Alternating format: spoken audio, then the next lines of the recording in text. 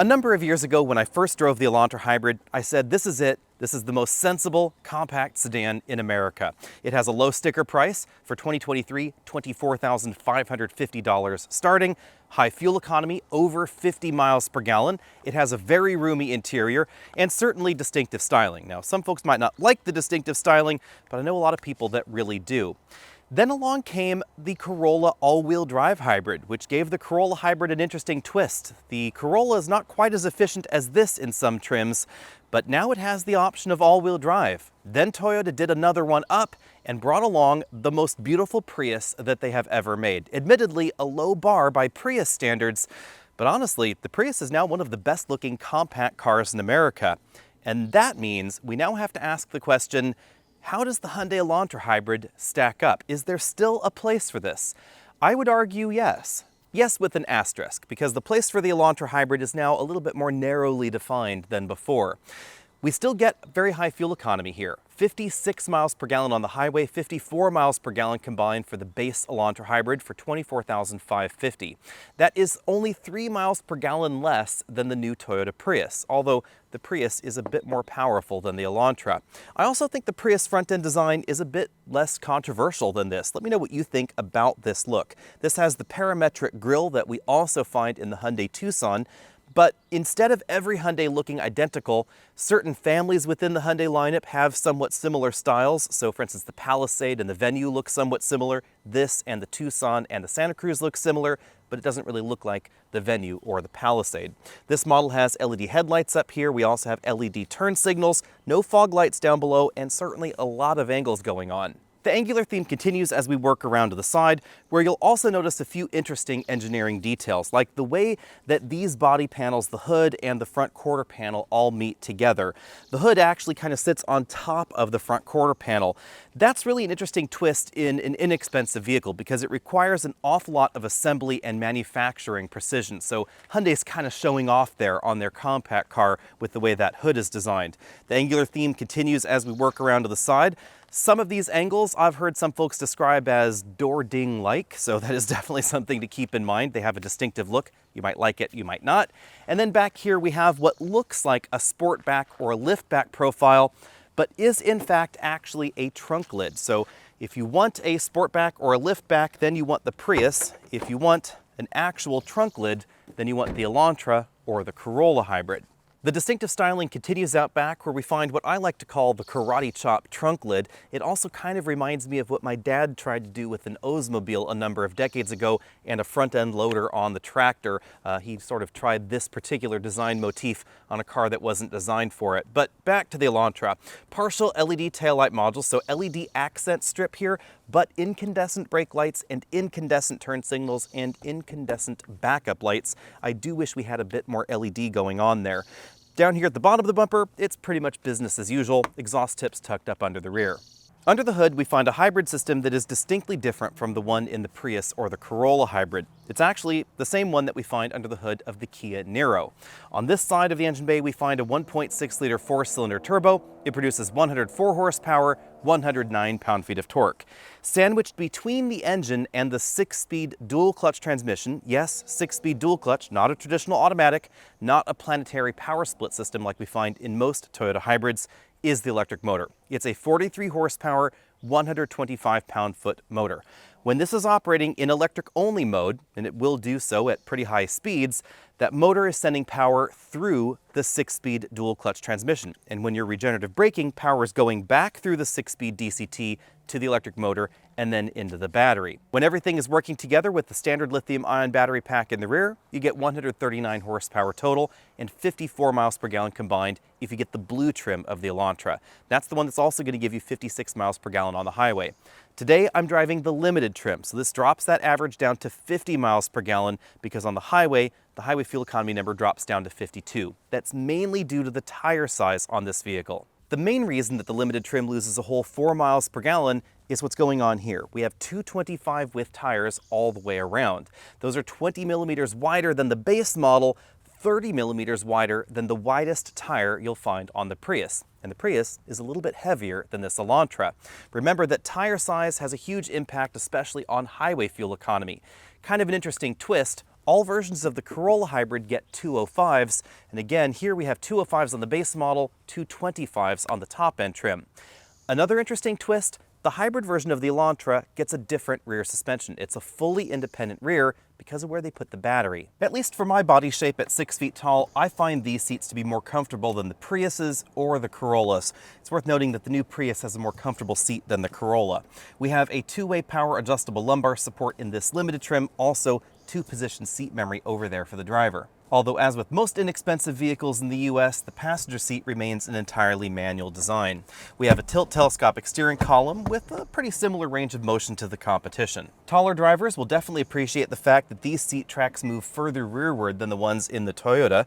However, headroom does not improve when the seat is further back. In this position with the sunroof in this model, I have about an inch of headroom left. So if you have long legs but a shorter torso, this is going to be more comfortable than the Toyotas. Jumping into the back seat, there's plenty of room back here. This is one of the few compact sedans where you could put a rear-facing child seat behind someone that's 6 feet tall up front.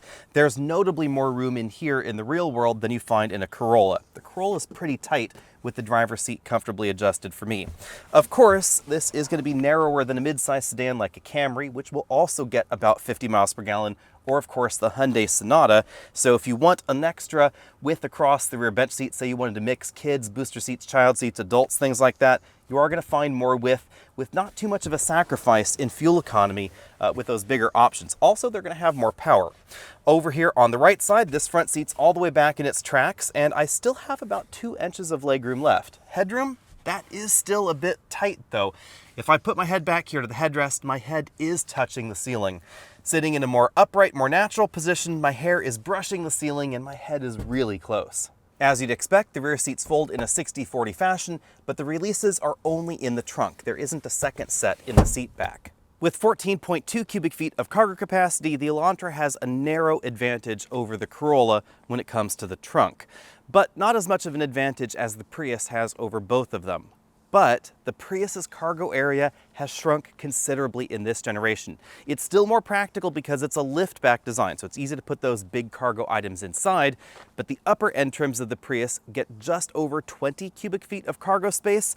That is still about 30% more than we find here and in a more practical arrangement, but certainly keep those restrained dimensions in mind. The Prius used to be sort of compact crossover-like cargo practicality in a highly efficient package, and now it's more of a compact sedan plus cargo capacity. Going in for a closer look, we find those releases for the rear seat backs, and under the floor, we find a unicorn for a hybrid. It's an actual spare tire, admittedly one of the temporary variety. As we look around the interior, keep in mind this is the limited trim. There are just 2 trims, but this is obviously the more expensive one. We have a pretty standard sized moonroof over the driver and front passengers' heads, and of course it does open. Over here we have height adjustable shoulder belts and 4-way adjustable head restraints for the front passengers, something that we don't find in the Corolla. We also don't find seats that are quite as comfortable or ventilated in the Corolla. Actually, you don't really find ventilated seats in too many options in the compact sedan category, period. We have moderate bolstering on the seat back and seat bottom cushion, but I didn't find that a problem for my body shape. If you're a little bit larger than I am though, the bottom seat cushions or that seat back right there around the hip area could be a little bit constrictive. Again, heated and ventilated seats, a decent percentage of hard plastics going on the front doors, just as you'd expect in an inexpensive vehicle. The upper section of the door is made from hard plastics, as is the lower portion of the door, but we have soft touch materials in the middle section of the door. The mid-trim section of the door has after stitching to help dress it up a little bit. That looks like a metal speaker grille, but it is in fact plastic, and this is not the same material as the upholstery on the seats, although it does look similar. We also have a soft touch armrest for the driver and front passenger, and then a very linear theme to the dashboard. I'll just swoop across here so you can get the idea of what's going on here on the dashboard, and then we'll take a look at the individual components. As you can see, we have that very strong linear line running right across and unifying the air conditioning vents. We have a soft touch upper section of the dashboard. A lot of the competition has hard plastics. You will find them up there, but not until all the way at the very top of the dash, although plenty of hard plastics happen right here in the middle. Decently sized bin-style glove compartment. I was able to fit a 10-inch tablet computer inside, but some of the larger ones, like 11 inches and over, those would have troubles fitting in there. Speaking of approximately 10 inches, we have a touchscreen infotainment system here. This is one of Hyundai's horizontal-themed or widescreen-themed displays. This does not feature wireless smartphone integration, however. You do have to use the plug, but it will occupy the entire screen. The native Hyundai interface is one of their newer interfaces. You can see the usual icons right there. Below that, we have those two large air vents, some physical controls for the infotainment system. I like the way that Hyundai does that, giving us some physical and some touch controls for various things. Dual zone automatic climate control down here rather than single zone. It's a little bit more common in some compact vehicles to have single zone. Controls for the heated and ventilated seats up front. Down there we have a Qi wireless charging mat, although again, no wireless smartphone integration. Over here we have the drive mode button, a button for the camera system. This is just a backup camera, not a 360-degree camera. Pretty traditional console shifter with a manual shift mode and sport mode over here. It is a dual clutch transmission, so you can shift those gears. Over here we have the electric parking brake, auto brake hold, two very large cup holders, had no problem fitting a large takeout drink inside, and you can pull this little thing out and move it around. When you do so, it locks in a different height. It doesn't change the diameter of these, but you can see it is a little bit taller there. And then when you put it back in that position, it goes really far down for some of those big gulp drinks. Moving on back there, we find a padded center armrest, reasonable storage area, and again, one of those distinctive, maybe perhaps even divisive styling things. If there was ever any doubt, both climate control zones certainly belong to the driver, with this barrier between the passenger side and the driver's side of the vehicle. Just kidding there, it's actually a grab handle and a styling element in here. Moving back up to the dashboard, this has, again, the two-screen arrangement that we see in other Hyundai vehicles. You can link the display theme to the drive mode, or you can select them independently of one another through the infotainment screen in the center of the dashboard. This is the one that I find a little unusual, these little blinking boxes, and as you're driving, sometimes they'll rotate around. Moving out from there, we find a 4-spoke round steering wheel, similar to the one that we find in the Hyundai Sonata. Sport grips up top, no paddles on the back like you do find in the Kia Niro. Volume toggle over here along with some phone buttons, voice command button, and then the controls for the radar, adaptive cruise control, and the aggressive lane centering system over there on that side. The other interesting twist with this interior is this mysterious circle over here on the driver's side. There are a bunch of urban legends about this little wing on the instrument cluster. Some have assumed it's a MagSafe charging connector or some sort of mount point for your iPhone. It is not. It is entirely a styling thing. In some Hyundai vehicles, the little wing over there can have magnets, but in this vehicle, it is not a magnet board. It is really just a black plastic extension, so that way this side of the instrument cluster more thematically matches this side of the instrument cluster. The electric motor in this hybrid system may not put out a lot of horsepower, it's just over 40, but it does put out more torque than the gasoline engine, and at really low speeds. You will notice that in steady state driving on a more level road surface. So for instance, if I back off on the throttle here, turns off the engine, I can actually accelerate at 35 miles an hour. I can gently scoot up here to 40 miles an hour in electric only operation. And a lot of the competitive planetary power split systems, like you'd find in a Ford or a Toyota Classic hybrid, they would have turned the gasoline engine on by now, and this hasn't. We're just cruising around here at 40 miles an hour. It needs to do that because, of course, we have the dual clutch automatic transmission. But this does not feel like a lot of dual clutches out there, especially dry dual clutches. Starts are pretty smooth because it's using the electric motor to start off. It doesn't turn on the gasoline engine until you're already moving because the gasoline engine can't really do a lot for you anyway. Instead of slipping the clutch all the time at starts like you'd find in most DCT-equipped vehicles, this uses the drive motor to start you off, then the gasoline engine joins when you're at a speed where it can engage that clutch. In the meantime, if it needs to generate extra power, there's a separate motor generator unit that's belt-driven on the engine. That's responsible for starting, stopping the engine, generating power in those low-speed situations, or say when you're at a stoplight and perhaps it needs to charge the battery. The rest of the time, the bigger electric motor is what's helping you. There is a logical reason for using the dual-clutch transmission. It's very efficient. You get a lot less mechanical loss in this than you find in a traditional automatic transmission, and less electrical loss in this situation, this setup, than you find in the average Toyota hybrid, which is why the fuel economy here is very, very similar, or actually better than some models of even the very aerodynamic Prius. Certainly more efficient than the Corolla.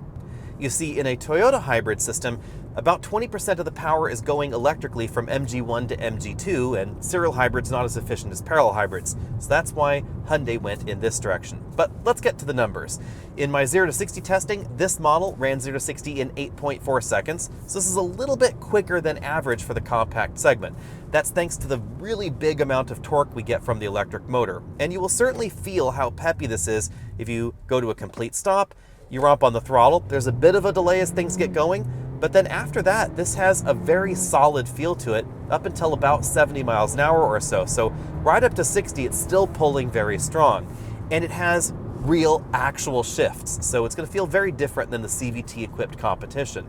Also a solid showing is the 60 to 0 stopping distance, 115 feet in this hybrid model. That's thanks to the relatively light curb weight. This is actually about 150 pounds lighter than a Prius or so on, again, decently wider tires, 225s in this model. Hyundai certainly made some interesting engineering choices with this hybrid. Not only do we get the wide tires, we also get a fully independent suspension in the back, something that we don't find in the regular Elantra models. And that means this handles better than a regular Elantra, which is not what a lot of folks would expect out of a hybrid. Sure, we have tires and a body and a general design that's focused on efficiency, but the tire size is certainly not as focused as you might think, and the rear suspension design is quite elegant. It definitely handles the rougher road surfaces, brakes in pavement, washboard pavement, things like that, much better than the regular Elantra. And I would say better than the current generation Prius or the Corolla. You're unlikely to notice the difference in daily driving, but if you start to push the vehicles a little harder, then you will notice that the Elantra comes out on top when it comes to suspension polish and unquestionably when it comes to grip. You actually don't need to drive this that hard to realize we get more grip and a lighter curb weight than you find in the new Prius. Now on the downside, the Prius is significantly faster because it gets a decent amount more power than this. If you get the Prius Prime, it's well over 200 horsepower. Thanks to the more elegant rear-end suspension design, ride quality is also improved over the rest of the Elantra lineup. This doesn't become upset over bumps, potholes, gravel roads like this in the corners, washboard pavement, etc. That's one of the more interesting twists with the Elantra hybrid. Why is it that this gets the more interesting, more expensive, more elegant rear suspension, and the base Elantra with slightly better performance doesn't? It's kind of an interesting question. At the launch of this generation Elantra, Hyundai said that it mainly had to do with the packaging of the hybrid componentry in the rear. Obviously, this is more expensive, so they're saving a bit of money by not putting it on every model. In my cabin noise test at 50 miles an hour, I measured 72 decibels in here, so I'm going to go ahead and give this an A-. It's pretty comparable to most of the compact sedans in North America. It's not any quieter or any louder than the rest of the Elantra lineup. But fuel economy, that is significantly better than the rest of the Elantra lineup. This model is theoretically rated for 50 miles per gallon. I've been averaging 49 miles per gallon over a week of mixed driving. And remember, I go up and over a 2,200-foot mountain pass. Unfortunately, I haven't been able to drive the new Prius on my usual test drive loop. However, that is coming soon, so be sure and stay tuned for that video. But in my initial driving in very level areas down in Southern California, it did not meet its lofty fuel efficiency goals. So part of me would not be surprised if this actually ended up beating the Prius when it came to fuel economy. I suspect part of that is because the Prius has decided to turn over a bit of a new leaf when it comes to not just the styling, but also the performance of its hybrid system. And as a result, it's not really pushing the boundaries on fuel economy. Some folks had expected the new Prius to be 60 miles per gallon, 65 miles per gallon, but instead Toyota decided for a more modest fuel economy number and significantly better performance. With this vehicle, interestingly, I think Hyundai is really showing the advantage of a DCT-style transmission with this kind of hybrid setup. Now, you should know it's not going to be as smooth as the Prius hybrid. There are going to be times where the DCT sometimes gets the wrong gear. So, if you're doing this sort of thing, flooring it, braking it, flooring it, braking it, driving it really hard, if you're on gravel surfaces and things start to slip, sometimes the transmission doesn't know what gear to be in and it takes a little bit to figure it out. That doesn't happen in a Prius because it doesn't have gears. So the presentation of that drivetrain, the way that it functions, is just going to be smoother. This is going to be more traditional. Which is right for you will really depend on your preferences. Now let's roll through the highs and lows. Probably the biggest takeaway driving the Elantra back-to-back with the most recent Civics and Corollas, and yes, this week we also spent some time in the Rio and the Versa, etc., is that the Elantra Hybrid handles incredibly well for a relatively inexpensive vehicle. A lot of that has to do with some of the changes they made in order to package the battery in the back, namely that fully independent rear suspension. I actually like the way the Elantra Hybrid handles better than the regular model, and that's not something that is normally said of the hybrid versions. For instance, the hybrid Corolla doesn't handle quite as well as the regular Corolla, but this is definitely the opposite situation here. We then have the high fuel efficiency, which is very, very high in the Elantra, especially if you plan on doing a lot of highway driving. This has 10 miles per gallon better fuel economy than the Corolla on the highway. It's nearly 60 miles per gallon. That's the blue trim, of course, exclusively. If you want the upper end options, then you're going to drop down that highway fuel economy number a bit. It's a little bit closer to the Corolla. But if you're looking for a highway cruiser that gives you good fuel economy in the city, still over 50 miles per gallon there, and nearly 60 miles per gallon on the open highway, this is certainly the way to go. It actually performs a little bit better on the highway in steady state highway driving, especially at higher speeds, than the new Toyota Prius. Of course, the Prius has a decent amount more power than the Elantra, so that is certainly something to keep in mind. It will cost you more, but it's definitely going to get you 0 to 60 quicker. We don't have as long of a warranty in the Corolla or in the Prius, so if you're on the fence and you're worried about these things, that might sway you. On the other hand, reliability-wise, the Prius and the Corolla should be above this. When we take a look at long-term statistics, Toyota's hybrid systems are incredibly reliable. I do prefer the infotainment system a bit more in the Elantra to most of the competition. I also like the two-screen layout. Let me know what you think about that down there, of course. On the downside, the styling is certainly divisive. I'm not the biggest fan of the front-end look or the rear-end look. I do like the interior, however. And there's also no all-wheel drive, something that you will find on the Prius and on the Corolla. Somewhat coupled with that, not everybody is going to be a fan of the hybrid system that Hyundai uses. It uses a dual clutch transmission and a single electric motor between the engine and that transmission. There's another one in there helping generate power, but for the most part, you're really just involved with that dual clutch setup, the motor, and the engine. That's not going to be as smooth as the system that we find in the Toyota hybrids, but on the other hand, it has a more traditional feel. So if you don't like the way the Toyota system sounds or feels, you might want to take a look at the Hyundai or vice versa. It's pretty reasonably priced too. Let's dive into that. The Elantra starts at $20,950, but the hybrid bumps that up to $24,550. So in this window or this picture, the Corolla and the Elantra sort of switch places because the Corolla starts more at $21,700, but its hybrid starts lower at $23,050.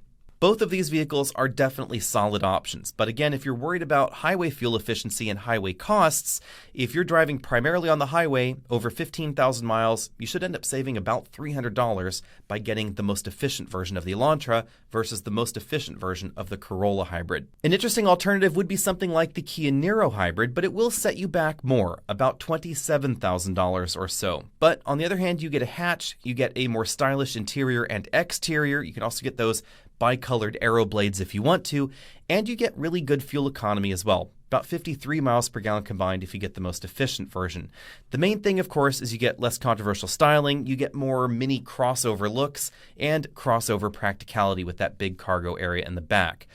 Also, an interesting option would be the Prius. That is definitely going to be more expensive than these options, but again, you get the Toyota reliability, you get the performance that we now find in the Prius, etc. Perhaps a more logical competitor to the Elantra hybrid, because it's sitting right there on the Hyundai dealer lot, is going to be the Sonata hybrid. Yes, it's going to be more expensive, but it's also significantly bigger. And because the Sonata has not been selling swiftly in this generation, it looks like the deals are a little bit easier to come by than a decent number of the other alternatives out there. You get more power, 192 horsepower. You get a traditional automatic transmission, so the shifts feel more like a regular Sonata shifts. And, again, we have that much bigger format. Now, the Sonata is not without its compromises, and the biggest compromise is certainly the styling. It's a different kind of divisive, but still solidly divisive versus what we find in the Elantra. The Elantra is that angular karate chop thing going on with the very angular front end and that karate chop in the back. The Sonata, on the other hand, is definitely solid catfish when it comes to its styling, and you really have to like that or not. What would I do? To be honest, I would probably get the Niro or the Sonata. I like the Sonata Hybrid. It is fantastically efficient, it's very comfortable, and the best part about the exterior styling is that you can't see it from the inside.